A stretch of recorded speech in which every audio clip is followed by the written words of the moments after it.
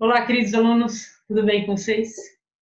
Bom, então eu fechei a última aula, né, falando sobre a sexualidade. Então vocês vão perceber que agora o segundo narrador vai fazer algumas especulações, né, ele vai levantar algumas hipóteses ali sobre a sexualidade de Bill Quinn. Só que aqui eu queria abrir um parênteses para vocês, na minha página 8, na carta do Manuel Perna, o Manuel Perna diz assim: ou você acha que quando nos olhamos não reconhecemos no próximo o que em nós mesmos tentamos esconder? Então, só para lembrar, o narrador se identifica muito com o Bill. Então, deixo a vocês aí a interpretação, tá? Por que especular tanto sobre a sexualidade de uma outra pessoa? Enfim, né? Muito bem. Esse narrador, lembre-se que ele fez várias pesquisas, entre elas, né, ele leu várias cartas, ele achou várias cartas, né? Então, ele conta que a Dona Heloísa, que era a diretora do Museu do Rio de Janeiro, né? Dona Luísa enviou uma carta a Bioquen, manifestando algumas preocupações a respeito, né, do comportamento dele na aldeia, né? Então, ela pergunta, será que você está bebendo, né? Muito, enfim, como é que está indo, né, o seu relacionamento com as índias, né, em relação ao sexo? Então ela se preocupava com esse tipo de coisa. E ela fala mesmo que ela acha o Bill Quinn, achava o Bill Quinn muito instável, né? E que ela se preocupava com a reputação dele ali dentro. Na própria carta, ela oferece ajuda, né, e o tranquiliza dizendo, isso aqui é bem bonitinho da parte dela, né, então ela diz assim, ó, abre aspas, esta sua velha amiga é bem mais compreensiva com as misérias humanas do que pode parecer, tá? Então, o Bioquen vai responder a essa carta, né, dizendo que a vida sexual dele era impecável, e que ele bebia esporadicamente, né? A gente fala assim, beber socialmente, né? Então de vez em quando, mesmo porque ele falava que não conseguia trabalhar e beber. Gente, ele passava o tempo inteiro escrevendo, né? Fazendo essas pesquisas e tudo mais. Então não tinha espaço ali para beber, tá? Bom, ainda o narrador falando, o segundo narrador falando da sexualidade do Bioquen, então agora ele vai levantar várias hipóteses, né? E em poucas a gente já vai entender o que ele quer dizer. Então, ele vai se lembrar também que no Carnaval de 1938, que foi quando o Bill Quinn veio para o Brasil, uma figura ganhou muito destaque no Brasil, ficou muito famosa, que foi a Madame Satã. A Madame Satã, nós temos até um filme brasileiro, né, que trata sobre a Madame Satã. Então, essa Madame Satã nada mais é do que um homem que se vestia de mulher. Então, ele era homossexual, negro, e se vestia de mulher. Tá? Então, ficou muito famosa essa personagem aqui no Brasil. Né? Então, um negro homossexual. Muito bem. O que vocês não sabem, né, se vocês não forem ler o livro, é que no capítulo seguinte, então na página 114, né, na minha edição, o narrador vai dizer, o narrador que seria agora o Manuel Perna, né, que era o outro narrador, lembra que eles alternavam, né, a narração. E ele vai dizer que quando o Quen chegou no Brasil, ele ficou ali num bairro, a luz vermelha, né, no Rio de Janeiro, um bairro muito simples, né, e que também conheceu num bloco de rua uma negra alta e vistosa fantasiada de enfermeira. Levou para o seu quarto de pensão, dormiram juntos, mas quando acordou no dia seguinte, ela já não estava lá, como o contador de histórias de Fiji. Então ele fala lá sobre esse contador de história várias vezes, né? Que o abandonava antes do nascer do sol. Então ele faz essa comparação. E no lugar da enfermeira havia um homem na sua cama, um negro forte e nu, como o nativo dos retratos que me mostraram. Então, ele mostrava vários retratos para... Ele desenhou também, inclusive, alguns retratos para o Manuel Perna, sobre esses negros de Fiji. Já não se lembrava de nada que acontecera, nem de como aquele homem tinha ido parar ali. Ele se exprimia por denegações. Bom, em seguida ele vai contar uma lenda, também diz respeito um pouco à homossexualidade, tá? Ele vai dizer que tem uma lenda, que tem um cara que era um sedutor, que fica seduzindo as mulheres, então o outro, para pregar-lhe uma peça, pede para que transforme, né, esse cara em mulher, para depois ele pregar uma peça no cara. Então também tem a ver aí com homossexualidade, tá? Bom, ainda continuando sobre a homossexualidade, né, ele também diz que um jovem antropólogo que conheceu até num navio, né, o Queen, estava conversando com o outro que era um super rancoroso e fofoqueiro, né? E esse fofoqueiro afirma 8 anos depois, né, da morte do Queen, que ele era filho de pai alcoólatra, mas rico, e de mãe neurótica e dominadora. Obriga-se à homossexualidade com negro, dos quais ele tem terror. Garoto de talento e poeta. Então, isso é um fofoqueiro que conta e ele registra. Então, quer dizer, ele registra tudo. Lembra que ele está fazendo uma pesquisa, né? Então, vai levantando essas hipóteses, especulações sobre a sexualidade do Bill Clinton. Nesse momento, o leitor lê a última entrada da carta do Manuel Perno, né? Então, é aqui o momento em que as duas visões vão se encontrar, tá? Que ele termina com aquele trechinho que diz assim: o que lhe conto é uma combinação do que ele me contou e do que eu imaginei. Assim, também deixo imaginar o que nunca poderei lhe contar ou escrever. E aqui eu termino a última parte do Manuel Perna mesmo, né? Então, no capítulo 19, entra de novo o segundo narrador e ele vai falar do Manuel Perna. Fala, o Manuel Perna era o engenheiro de Carolina. Né? Na verdade, gente, esse Manuel Perna existiu, mas ele não era um engenheiro, tá? Ele existiu e ele era um barbeiro. Só que o autor achou que um barbeiro não teria condições de escrever essas cartas, né, de forma um pouco empolada, de forma mais formal, né, que eu achei um baita do preconceito, né, mas enfim. Então ele fala que ele acabou mudando a profissão do cara para engenheiro. Então no livro ele é engenheiro, mas na realidade ele é barbeiro, tá? Então que ele era engenheiro de Carolina, que ele morreu em 1946 afogado no Rio Tocantins durante uma tempestade, enquanto tentava salvar uma neta pequena. Tá? Então isso aqui aí ele fala que entrevistou os filhos do Manuel Perna, né? E fala de várias coisas nesse momento, e que mais ou menos coincidem ali os depoimentos, né? E é aqui que ele diz, no finalzinho desses parágrafos aqui, que ele diz assim, ó, Manuel Perna não deixou nenhum testamento e eu imaginei a oitava carta.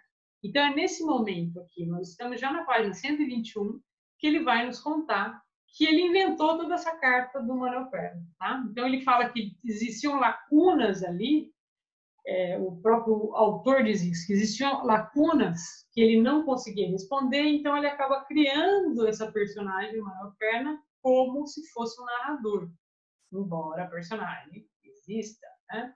Mas ele modifica, e lembra que isso aqui é ficcionalidade, isso não é biografia de ninguém. Né? A partir desse momento, ele começa a falar de si. E aí você fala assim, puxa vida, por que será que ele vai falar dele agora? E agora está a parte mais legal. Eu falei que agora as coisas vão se encaixar, né? Então ele conta que seu pai faleceu no início dos anos 90, depois de ter vivido uma série de relações amorosas, então entre elas com uma libanesa. Gente, ele conta que o pai, ele acabou com o dinheiro deles, ele dissipou mesmo o dinheiro, pródigo mesmo, em todos os sentidos, né? E o cara se dava relações amorosas, ele se envolvia com um monte de mulher, aí ele perdia dinheiro, fazia umas loucuras, você fala assim, gente, não é normal, né? Uma coisa assim, fora do normal. E ele, acho que passou assim um período muito difícil aqui, ele e a irmã, né? Isso o narrador contando. Bom, então ele fala que a mulher, essa libanesa, se apropriou de todos os bens do pai. O pai estava já com uma doença degenerativa, ele fala que é uma doença muito rara, então mal conseguia articular palavras, e aí eles conseguiram interná-lo em um hospital em São Paulo. Né? Ele fala que durou ali, foi uma viagem muito longa de ambulância, tal, mas eles conseguiram, ele e a irmã conseguiram tirar o pai da casa, né, dessa mulher e levaram ao hospital. Nesse momento, o narrador já estava trabalhando em Paris. Então, ele volta para o Brasil para isso, para internar o pai, e aí ele vai combinar com a irmã que ele só pode ficar mais 3 dias no Brasil, então ele vai passar essas 3 noites com o pai, e depois ele segue viagem para Paris de novo, porque ele tinha que dar continuidade ao trabalho. Quando ele dorme ali com o pai, o quarto do pai era um quarto duplo, então tinha um outro paciente ao lado. Então, é ele quem vai dormir com o pai nessas noites. E ele diz que na manhã seguinte, a primeira noite, apareceu um rapaz, né? Eu chamo de garoto às vezes, mas é um rapaz que começou a ler para um senhor que estava ao lado, que era o paciente que estava ao lado, né?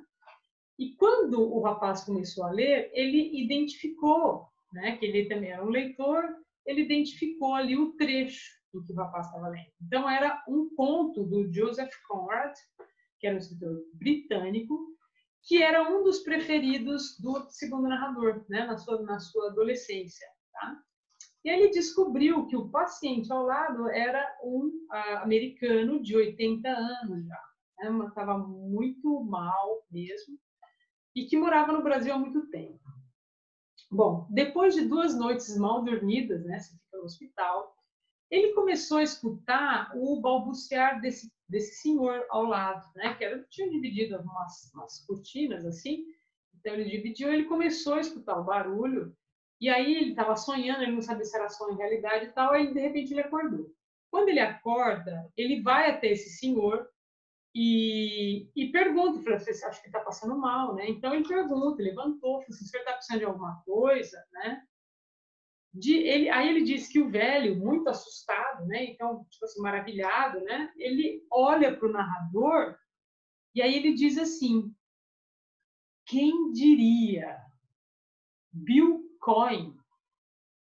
Até que enfim, rapaz, você não sabe há quanto tempo estou esperando. Isso assim, ele não fala assim inglês ou português, o narrador não diz em qual língua que o homem se expressou, tá? Aí ele continua.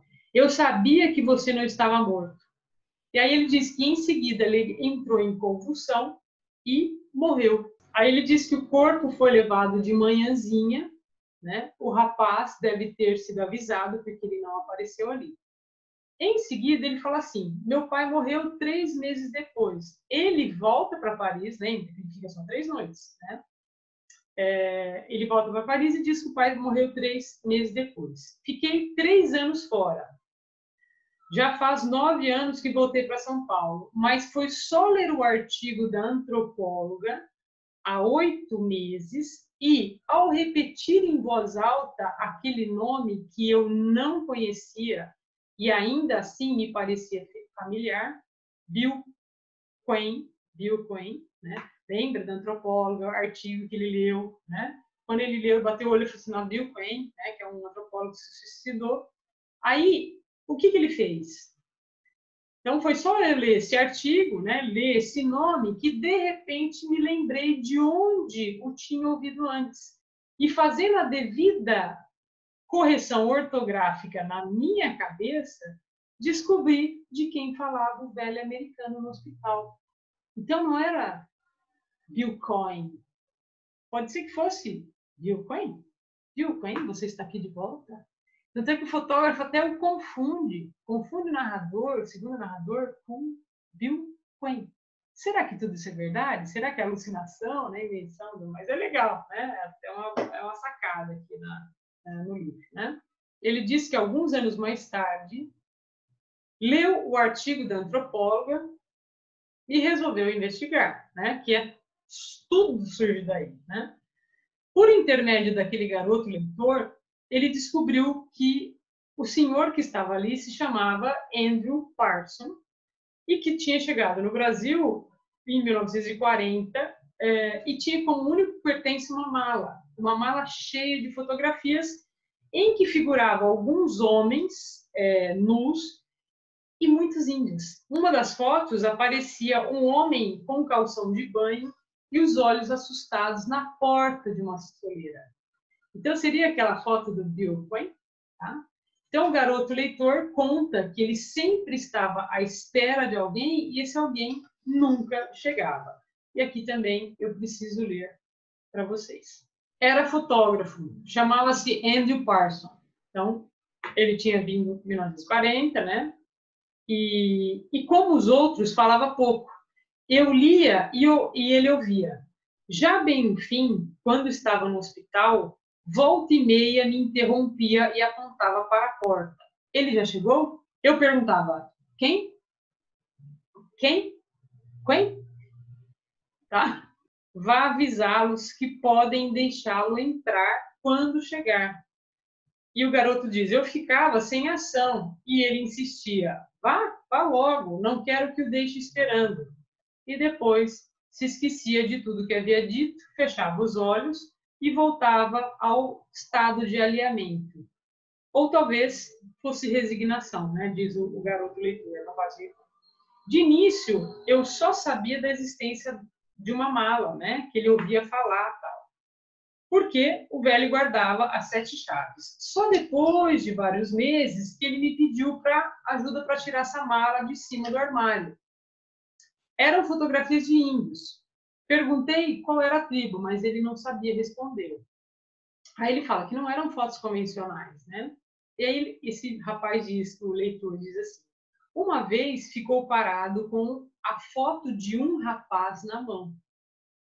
Era um moço de calção de banho, com um saco nas costas, os cabelos molhados e os olhos arregalados de susto na soleira de uma porta. Foi a primeira vez que o vi sorrir, enquanto segurava a foto e repetia, well, well, well. Ou será que é, em inglês, teu. A gente não sabe, né? Então, tá vendo essa mistura aí a língua, o que é a língua, o equívoco, a memória, né? O que a língua pode produzir, reproduzir, enganar, falsear, né? Então, tá tudo muito misturado. Até onde eu sabia, o velho fotógrafo tinha deixado apenas um filho. E aí o segundo narrador pergunta se ele tem o endereço desse filho. Aí ele fala que tinha. Por quê? Porque ele teve que enviar uma foto uma vez, né, para o filho desse fotógrafo, e ele realmente tinha o endereço. E aí o narrador, em seguida, diz, de posse da informação, escreveu uma carta ao filho do fotógrafo em Nova York. Tá? Bom, ele diz também que nesse meio tempo encontraram os Craô. Você se lembra daquela viagem que ele fez, né, que o antropólogo acabou convidando para entrevistar o Diniz, né, que é o índio Diniz. Então ele acabou indo à aldeia dos Craô enquanto ele esperava a resposta dessa carta.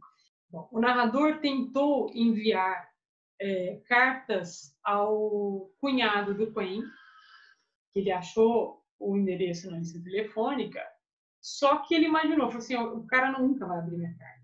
Por que ele pensa isso? Porque nesse momento houve o atentado das Torres Gêmeas, né? O atentado em 2001, né? As Torres Gêmeas, e, em seguida, uma série de cartas foram enviadas a cidadãos americanos, né, desconhecidos, né, uma série de cartas com antraz. Então, as pessoas passaram a não abrir mais cartas de desconhecidos. Então, ele ficou pensando, falou assim, jamais o cara vai ver que é uma carta de uma pessoa que ele não conhece, ele não vai abrir. Né? Aí ele pega o contato, como eu disse, do filho, só que ele resolve, depois que ele faz a viagem, aos Craô, ele resolve ir aos Estados Unidos. E ele vai aos Estados Unidos. Né?